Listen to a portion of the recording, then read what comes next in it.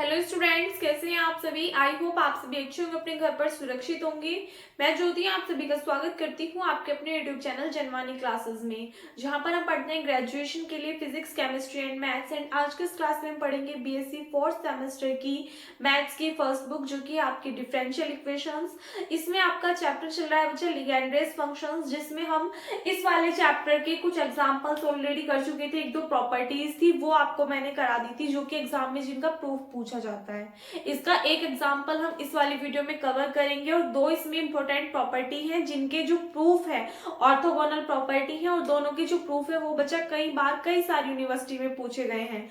तो वो मैं आपको बुक से ही कवर कराऊंगी, क्योंकि उसमें लिखने की लैंग्वेज ज्यादा, मतलब एक टाइप से क्वेश्चन जो है वो लेंथी थोड़ा ज्यादा है, बट वही वाली जो टर्म्स है वो रिपीटेड हो रही है। तो आपको बुक से भी अच्छे प्रॉपर वे में समझ में आ जाएगा, तो वो करेंगे प्लस ये वाला एग्जाम्पल। और ये भी आपका 2016 में, 17 में, 18 में भी पूछा जा चुका है, मेरिट में भी, तो सभी के लिए इंपॉर्टेंट है। एक बार देख लो क्वेश्चन में क्या कहा है।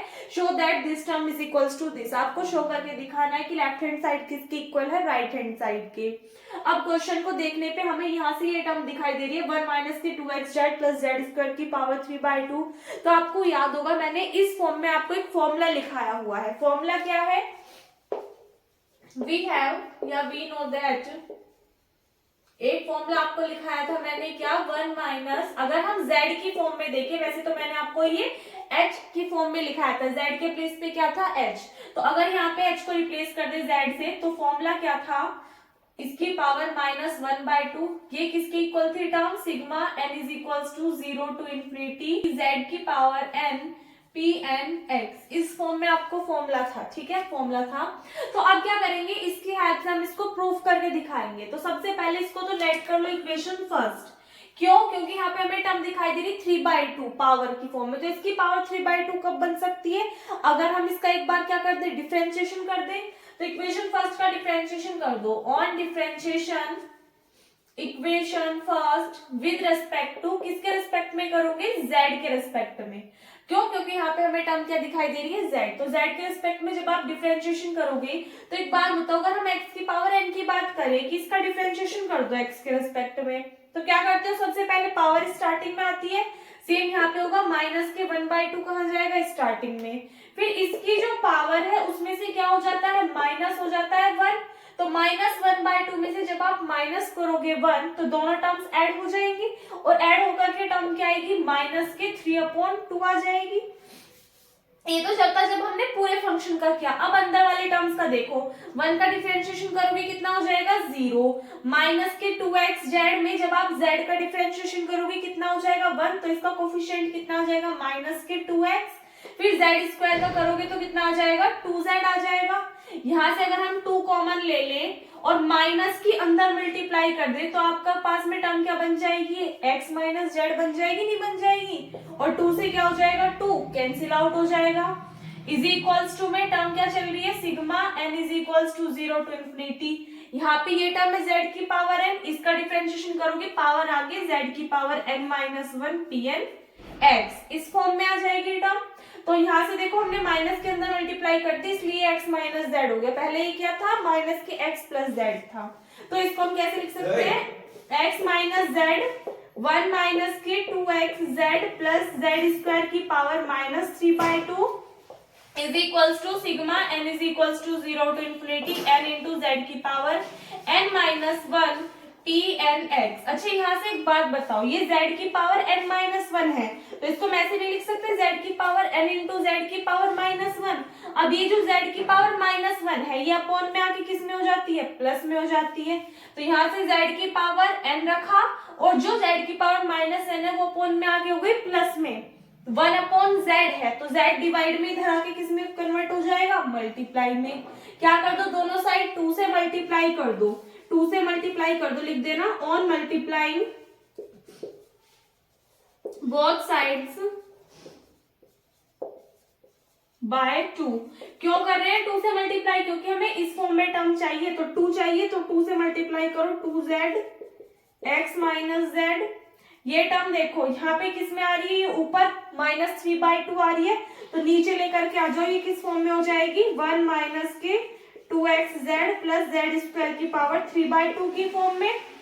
इज इक्वल्स टू में चल रहा है sigma n is equals to 0 to infinity, इधर 2n से मल्टीप्लाई कर दोगे तो ये हो जाएगा 2n z की पावर n pn x। ये आ गई इक्वेशन नंबर 2। अब क्या कर दो बच्चा, यहाँ से इक्वेशन फर्स्ट और इक्वेशन सेकंड दोनों को क्या कर दो, ऐड कर दो। On adding equation first and second, तो दोनों इक्वेशंस को ऐड करो। यहां से आगे देख लेना, इस टर्म में ये टर्म बच्चा आप ऐड करोगे तो कहाँ शो करके दिखाऊं, इधर की साइड ही देख लो। इसमें आपको ऐड करना है किसको, इस वाली टर्म को। यहां से लिखा हुआ है ये, चलो इसको हल्का से बाद में लिख दूंगी। 2z x minus Z upon 1 minus 2xz plus z square की पावर 3/2। इसमें ऐड करना था किस टर्म को हमें, 1 minus 2xz plus z square की पावर माइनस 1/2 को। इज इक्वल्स टू में यहां से टर्म क्या चल रही है, sigma n is equals to 0 to infinity z की पावर n pn x।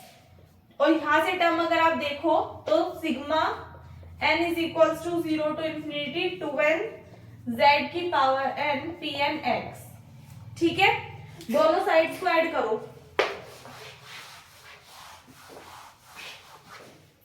यहां से देखो आप इसको ऐड करोगे, अपॉन में 1 ऐड कर लो तो सॉल्व करो। 2z 1 की इधर मल्टीप्लाई करोगे, x माइनस जेड। इस टर्म की जब आप इसमें मल्टीप्लाई करोगे तो देखना पावर 3/2 है, यहाँ पे पावर माइनस के 1/2 है।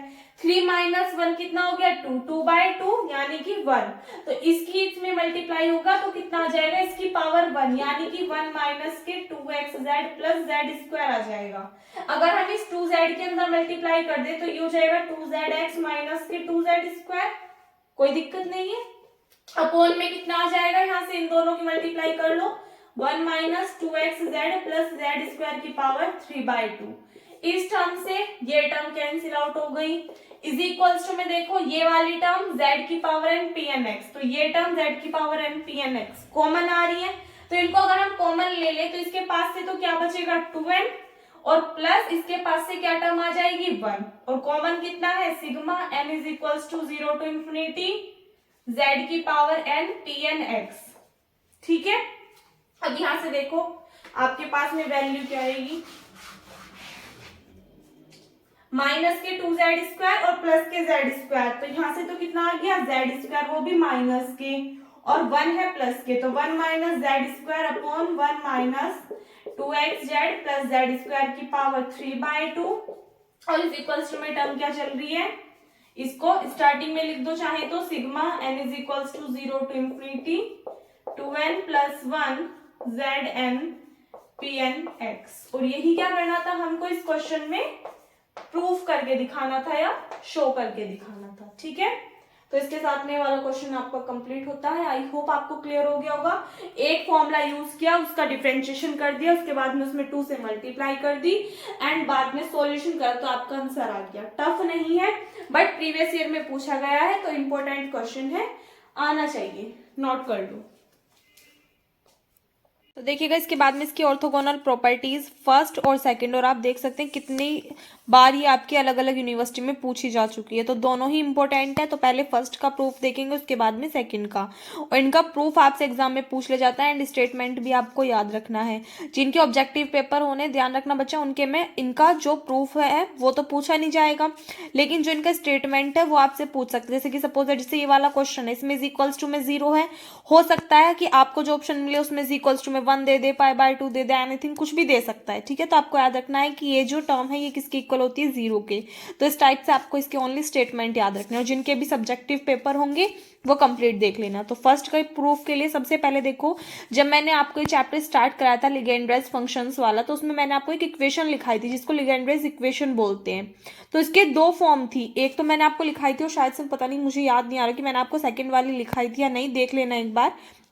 तो जो सेकंड फॉर्म होती है वो ये होती है, यानी कि लिगेंड्रेज इक्वेशन को हम इस वाली फॉर्म में भी रिप्रेजेंट कर सकते हैं। ठीक है, तो अगर हम इस वाली फॉर्म को लें, सेकंड वाली फॉर्म को इसकी, तो सबसे पहले क्या करेंगे, अगर हम मान लें कि pn(x) क्या है, एक सॉल्यूशन है किसका, इस वाली इक्वेशन का, क्योंकि pn(x) क्या है, सॉल्यूशन ही तो बताया था। जो pn(x) है, pm(x) ही क्या होते हैं, जो इक्वेशन हमारी होती है उसके सॉल्यूशन होते हैं। सॉल्यूशन का मतलब क्या होता है कि बच्चा वो y की वैल्यूज होती हैं।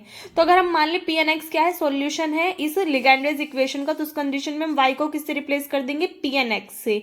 तो जो पी एन एफ फंक्शन तो होता है ये एक्स का, तो एक्स रिप्रेजेंट करो या ना, तो बाकी सभी टर्म्स तो एज इट इज आ जाएंगी। वाई के प्लेस पे क्या आ जाएगा, पी एन। सेम ऐसे यहाँ पे भी वाई के प्लेस पे क्या आ गया, पी एन आ गया। इसको लेट कर ली हमने क्या, इक्वेशन फर्स्ट। फिर उसके बाद में एक बार तो पी एन ले लो, एक बार पी एम ले लो। तो इसी तरीके से इस वाले इक्वेशन में वाई की जगह पे क्या आ जाएगा, पी एम। हमने मान लिया पी एन और पी एम क्या है, सोल्यूशन है इस लिगेंड्रेज इक्वेशन के, ठीक है। तो इसकी हेल्प से हमें दो इक्वेशन मिल गई। इसको इक्वेशन फर्स्ट लेट कर लिया, इसको इक्वेशन सेकेंड लेट कर दिया।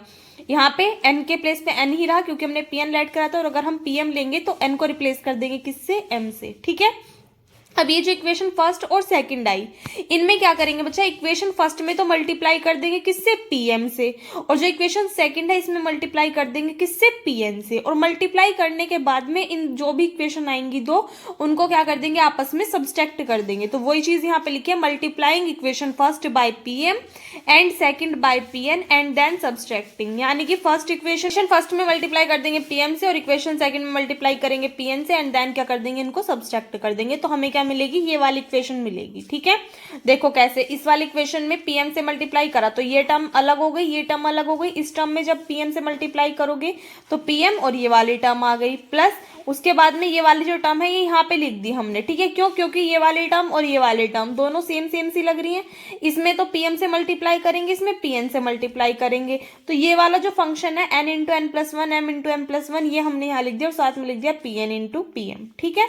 उसके बाद में ये वाली टर्म जो ये वाली है, इसमें pn से मल्टीप्लाई करोगे तो ये कुछ इस फॉर्म में बन जाएगी, और सब्सट्रैक्ट करोगे तो माइनस के साइन आ जाएंगे, ठीक है। इज इक्वल्स टू में रख दोगे आप 0। अपने तरीके से सॉल्व कर लेना, पहले इसमें pm से मल्टीप्लाई करना, इसमें pn से करना, एंड देन सब्सट्रैक्ट करोगे तो ये वाली टर्म निकल करके आएगी, ठीक। उसके बाद में क्या करोगे आप, इसका इंटीग्रेशन कर दोगे इक्वेशन का, और लिमिट ले लोगे क्या, -1 टू +1। जब आप लिमिट लोगे -1 टू +1 और इंटीग्रेशन करोगे तो ये वाली टर्म कैसे रिप्रेजेंट होगी, integration limit -1 to 1 pm d upon dx, और ये वाली टर्म आ जाएगी सेम एज इट इज। फिर माइनस साइन, इसके लिए भी लिमिट लोगे -1 टू 1, ये वाली टर्म एज इट इज आ गई, प्लस यहाँ से n into n plus one minus m into m plus one, ये तो कांस्टेंट टर्म है, तो इंटीग्रेशन किसका होगा, pn pm का। तो इंटीग्रेशन लिमिट चल रही है -1 टू +1 pn dx, और इज इक्वल्स टू में क्या चल रहा है, 0। समझ में इतनी बार, ये क्या लिया हमने, इक्वेशन ले ली, लिगेंड्रेज इक्वेशन। फिर क्या कर दिया, इसमें एक बार हमने मान लिया कि अगर pn x क्या है, सॉल्यूशन है, तो एक बार तो pn रख दिया, एक बार pm रख दिया। फिर उसके बाद इस वाली इक्वेशन में pm से मल्टीप्लाई की, इसमें pn से मल्टीप्लाई करी, दोनों को सब्सट्रैक्ट करी, तो ये वाली इक्वेशन आ गई। इस वाली इक्वेशन का इंटीग्रेशन कर दिया और लिमिट ले ली -1 टू +1, तो ये टर्म आई, ठीक है। अब इसको सॉल्व करेंगे, तो जब हम इसको इंटीग्रेट करेंगे बाय पार्ट्स के थ्रू, तो हमारे पास में ये वाली इक्वेशन निकल करके आ जाएगी, ठीक है। देख लो एक बार, सॉल्व करोगे तो आपके पास में लास्ट वाली टर्म आएगी। अब यहाँ से देखो बच्चा, जब आप इस वाली टर्म में लिमिट पुट करोगे, तो लिमिट पुट करोगे ऊपर क्या है, +1 1, ये किसके लिए, x के लिए हो रहा है। तो जब आप अपर लिमिट पुट करोगे तो x के प्लेस पे 1 पुट करना, तो 1 - 1 क्या हो जाएगा, 0, तो टर्म हो जाएगी 0। फिर जब आप लोअर लिमिट पुट करोगे, लोअर लिमिट क्या है, -1, एक्स का स्क्वायर है, एक्स के प्लेस पे -1 पुट करोगे तो ये प्लस का 1 ही हो जाएगा, और ये क्या हो जाएगी फिर से -1, तो 1 - 1 फिर से 0। इसका मतलब ये वाली टर्म 0। जब इसका इंटीग्रेशन करेंगे एंड देन इसमें लिमिट पुट करेंगे तो ये वाली टर्म भी 0 हो जाएगी। सेम इसी तरीके से इसमें अपर लिमिट भी पुट करेंगे, लोअर लिमिट भी पुट करेंगे, यानी कि ये वाली जो चारों टर्म्स हैं 0 हो जाएंगे। क्यों, क्योंकि x के प्लेस पे 1 रख दो या -1, x का तो स्क्वायर है तो सीधी सी बात है +1 ही आएगा, और माइनस हो रहा है 1 में से, तो 1 - 1 ये चारों टर्म्स क्या होंगी, 0 हो जाएंगी सोल्व करने पे। तो सिर्फ कौन सी बचेगी, लास्ट वाली टर्म बचेगी, क्योंकि इसमें तो 1 - x² वाली टर्म है ही नहीं, तो ये तो 0 होने की नहीं। बाकी ये सभी टर्म्स 0 हो जाएंगी। 0 को ऐड करोगे इस टर्म में तो ये टर्म आ जाएगी, तो यहाँ से हमें क्या मिलेगा, ये वाली टर्म किसके इक्वल, 0 के इक्वल, ठीक है। देखो ये हमारे पास में टर्म किसकी इक्वल आ गई, 0 के इक्वल आ गई। So hence this term is equals to 0, जबकि m does not equals to n है। तो फर्स्ट पार्ट तो हमारा प्रूफ हो गया। ये तो हमें प्रूफ करना था कि ये वाली टर्म किसकी इक्वल है, 0 के इक्वल है, और ये क्या कर दिया हमने, प्रूफ कर दिया। ये टर्म इधर मल्टीप्लाई में, इसको इधर 0 में लेकर के चले गए, तो ये वाली टर्म किसकी इक्वल आ गई, 0 के। ठीक, इसके बाद में सेकेंड पार्ट प्रूफ करने के लिए हम क्या लेंगे, अभी मैंने आपको एग्जाम्पल कराया, इस वाली टर्म का यूज करके ही कराया, तो फिर से ये वाली टर्म ले लेंगे क्योंकि ये फॉर्मूला हमें पता है कि ये टर्म किसकी इक्वल होती है, इसकी। दोनों साइड क्या कर दो, स्क्वायर कर दो। जब दोनों स्क्वायर कर देंगे दोनों साइड का, तो यहाँ से जब आप इस वाली टर्म का स्क्वायर करोगे तो 2 से 2 कैंसिल आउट, पावर कितनी आ जाएगी, -1। सेम यहाँ पे इस टर्म का करोगे तो h की पावर 2n, pn(x) का करोगे तो pn(x) का स्क्वायर आ जाएगा। सेम जब हम इससे नेक्स्ट टर्म देखेंगे तो वो कितनी आ जाएगी कि अगर मान लिया ये तो n के लिए थी, अगर हम मान ली टर्म pm भी है, तो pm भी है तो इस वाली टर्म में वो वाली टर्म ऐड हो जाएगी, और हम मान लेंगे क्या कि m तो n के इक्वल नहीं है, लेकिन m और n की जो वैल्यूज हैं वो 0 से इन्फिनिटी पे टेंड कर रही हैं। तो जो h की पावर 2n है, सेम ऐसे ही जो नेक्स्ट टर्म आएगी वो क्या आएगी, h की power m plus n, pmx का स्क्वायर है, तो नेक्स्ट टर्म में क्या आ जाएगा, pmx इंटू pnx आ जाएगा, दोनों टर्म की मल्टीप्लाई हो जाएगी। ठीक है, अब क्या कर दोगे, दोनों साइड लिमिट ले लोगे -1 टू +1। तो यहाँ पे देखो जो ये वाली साइड है, इधर की साइड भी लिमिट ले लो, और ये वाली जो साइड है इधर की साइड भी लिमिट ले लो। ठीक है, दोनों साइड जब आप लिमिट लोगे तो देखो इंटीग्रेशन लेना है और लिमिट लेनी है -1 टू +1। तो जो हमारे पास में ये वाली टर्म है, देखो कौन से वाली, ये वाली जो टर्म है पूरी की पूरी, इसमें इसके लिए लोगे तो sigma is equals to 0 to infinity बाहर ले लिया, इस टर्म का इंटीग्रेशन कर दो तो लिमिट लोगे -1 टू +1 h की पावर 2n pnx का स्क्वायर इंटू dx, फिर plus sign as it is, ये वाली term as it is, integration कर दोगे इस वाले पार्ट का इंटीग्रेशन, लिमिट -1 टू 1 h की power m plus n pmx into pnx into dx is equals to में क्या गई, इस वाली टर्म का इंटीग्रेशन कर दोगे। देखो पावर कैसी है, माइनस में है, तो नीचे आके किस में आ जाएगी, प्लस में हो जाएगी, लिमिट -1 टू +1 ही चल रही है। अब इसको सॉल्व कर लो, तो ये वाला जो फंक्शन है, ये वाला फंक्शन आपका एज इट इज रख लो। ठीक है, ये वाली जो टर्म है ये भी आपके एज इट इज आ गई, लेकिन ये वाली जो टर्म है ये आपकी 0 हो जाएगी। क्यों हो जाएगी, क्योंकि इस वाले टर्म में m क्या नहीं लिया हमने मान लिया कि m और n क्या है, आपस में इक्वल नहीं है। तो अगर m और n आपस में इक्वल नहीं होंगे तो पूरा का पूरा फंक्शन क्या हो जाएगा, 0 हो जाएगा। यही बात यहाँ पे लिखी है कि since other integrals on the left hand side are 0 by first as m does not equals to n, क्योंकि देखो हमने यहाँ पे पढ़ा था ना, जो हमारा फर्स्ट वाला फॉर्मूला था कि अगर दो टर्म्स हैं, एक pmx और एक pnx है, और m किसके इक्वल नहीं है, n के इक्वल नहीं है, m does not equals to n है, तो उस कंडीशन में अगर हम इसका इंटीग्रेशन करेंगे ना, यानी कि दो फंक्शन है, ठीक है, और दोनों में m हमने मान लिया n के इक्वल नहीं है और लिमिट ले रहे हैं -1 टू +1, तो उस कंडीशन में इंटीग्रल किसके इक्वल आएगा, 0 के। तो इसीलिए यहाँ से ये वाली टर्म इसी फॉर्म में तो बैठ रही है, pmx pnx इंटीग्रेशन ले रखा है और m n के इक्वल नहीं लिया हमने, तो इस कंडीशन में इस वाले टर्म की वैल्यू कितनी हो जाएगी बच्चा, 0 हो जाएगी। क्लियर इतनी बात। उसके बाद में इसको सोल्व कर लोगे, यहाँ से देखो इस टर्म की तो हमें वैल्यू निकालनी है, देखो कहाँ से, ये वाली वैल्यू में फाइंड आउट करनी है। तो सबसे पहले क्या करोगे, इस वाली साइड को सोल्व कर लोगे। यहाँ से अगर आप देखो इस वाले टर्म को अगर आप कुछ भी लेट कर लो, सपोज टी लेट कर लोगे, बाद में सॉल्व करोगे तो लॉग की फॉर्म में आएगा, यानी कि अगर 1/x का देखें इंटीग्रेशन तो कितना होता है, log x। तो अगर हम इस कंप्लीट फंक्शन को x मान लें तो इसका इंटीग्रेशन कितना हो जाएगा, log x। x की वैल्यू क्या आ जाएगी, जो इसकी वैल्यू है। ठीक है, फिर अंदर वाली टर्म्स का भी तो इंटीग्रेशन करते हैं, तो यहाँ से देखो यहाँ पे अगर हम x के रेस्पेक्ट में कर रहे हैं हम इंटीग्रेशन, तो अगर आप यहाँ से x का इंटीग्रेशन करोगे तो x का कोफिशिएंट कितना है, -2h है, तो ये कहाँ जाएगी टर्म, अपॉन में आ जाएगी, तो -1/2h। 2h कहाँ गया, अपॉन में। कंफ्यूज मत हो ना, देखो कैसे किया, 1/x का इंटीग्रेशन किया तो log x आ गया, x की वैल्यू जो हमारे पास में थी। किसके रिस्पेक्ट में कर रहे हैं, x के रिस्पेक्ट में कर रहे हैं, तो x के रिस्पेक्ट में कर रहे हैं, x वाली टर्म ये है, इसका कोफिशिएंट कितना है, -2h। तो जो कोफिशिएंट होता है इंटीग्रेशन में वो कहाँ जाता है, डिवाइड में, तो ये क्या हो गया, -1/2h। लिमिट ले ली -1 टू +1।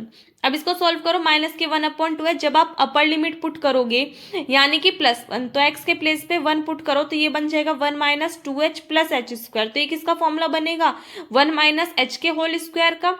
फिर माइनस साइन log, अब क्या करो, लोअर लिमिट पुट कर दो, तो x के प्लेस में -1 पुट करोगे तो ये कितना हो जाएगा, +2h। तो 1 + 2h + h², ये किसका फॉर्मूला बनेगा, 1 + h के होल स्क्वायर का। यहाँ से ये टर्म कौन सी बन रही है, log m minus log n वाली।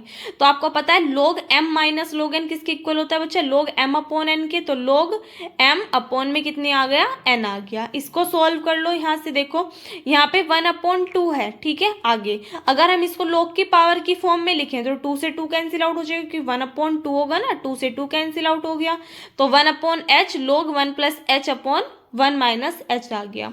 सो यहाँ से देखो हम इसको सॉल्व करेंगे, तो आप सॉल्व करोगे तो आपके पास में क्या आएगी, इस टाइप से सीरीज ओपन होकर के आएगी। सीरीज ओपन हो जाएगी, आपको याद होगा log की सीरीज यहाँ पे क्या कर देंगे, ओपन कर देंगे, ठीक है। वो मैंने आपको प्रीवियस लेक्चर में कई बार बताई हुई है, देख लेना एक बार। तो यहाँ पे हमने क्या कर दिया, log के लिए सीरीज ओपन कर दी। सीरीज ओपन करने के बाद में आप क्या करो, अंदर वाले टर्म में सभी में देखो यहाँ पे भी h है, फिर h क्यूब, h की पावर 5 है, सेम ऐसी आगे टर्म्स क्या होंगी, इंक्रीज होती चली जाएंगी। टर्म्स इंक्रीज होंगी तो सभी में से h तो एटलीस्ट कॉमन होगा ना, क्योंकि स्टार्टिंग में टर्म h है, तो h कॉमन लोगे तो h से h क्या हो जाएगा, कैंसिल आउट हो जाएगा, तो अंदर बचेगा 1 प्लस ये h स्क्वायर हो जाएगा, h की पावर 4, अंदर टर्म्स चलती रहेंगी। अगर हम इसकी nth टर्म देखें तो कितनी आएगी, h की power 2n upon 2n plus 1। अगर n के प्लेस पे 0 पुट करोगे आप तो देखो h की पावर 0 की वैल्यू कितनी हो जाएगी, 1 हो जाएगी, और नीचे भी कितना आएगा, 0 प्लस 1, 1, इसका मतलब फर्स्ट टर्म आ गई 1। 2 पुट करोगे तो ये वाली टर्म आ जाएगी। इस तरीके से जब आप सॉल्व करोगे तो आपके पास में मतलब कुल मिला करके ये वाली सीरीज ओपन हो जाएगी। तो ये क्या आ गई, इसकी nth टर्म आ गई। nth टर्म के लिए हम इसको किस फॉर्म में लिख सकते हैं, 2 की इसमें मल्टीप्लाई करके 2, h की power 2n upon 2n plus 1, और लिमिट ले ली sigma n is equals to infinity, यानी कि n की वैल्यू कहाँ टेंड करेगी, 0 से इन्फिनिटी पे। जैसे ही आप वैल्यूज पुट करोगे तो ये वाली जो सीरीज है स्टार्टिंग वाली, ये ओपन होनी स्टार्ट हो जाएगी, ठीक है, क्योंकि हमने क्या मानी, इसकी nth term is equals to में देखो इधर की साइड क्या चल रहा था हमारे पास में, ये वाली टर्म चल रही थी, तो sigma n is equals to 0 to infinity, sigma n is equals to 0 to infinity. So implies यहाँ से देखो h की पावर 2n थी, यहाँ पे भी h की पावर 2n थी, तो इम्प्लाइज दैट अगर हम दोनों टर्म्स को इक्वेट करें तो यहाँ से तो क्या बचेगा, इंटीग्रेशन लिमिट -1 टू +1 pn(x) का square into dx is equals to में यहाँ से कितना बचा, 2 अपॉन 2n प्लस 1, ठीक है। अगर हम क्या करते हैं, h की पावर 2n का जो भी कोफिशिएंट है उसको इक्वेट कर दे दोनों साइड से, तो हमारे पास में ये टर्म आ जाएगी, जो कि हमें क्या करनी थी, इस क्वेश्चन में प्रूफ करनी थी। एक बार इसका स्क्रीनशॉट ले लीजिए, ठीक है, स्टार्टिंग से ले लो एक बार। ये आपकी ऑर्थोगोनल प्रॉपर्टीज हैं।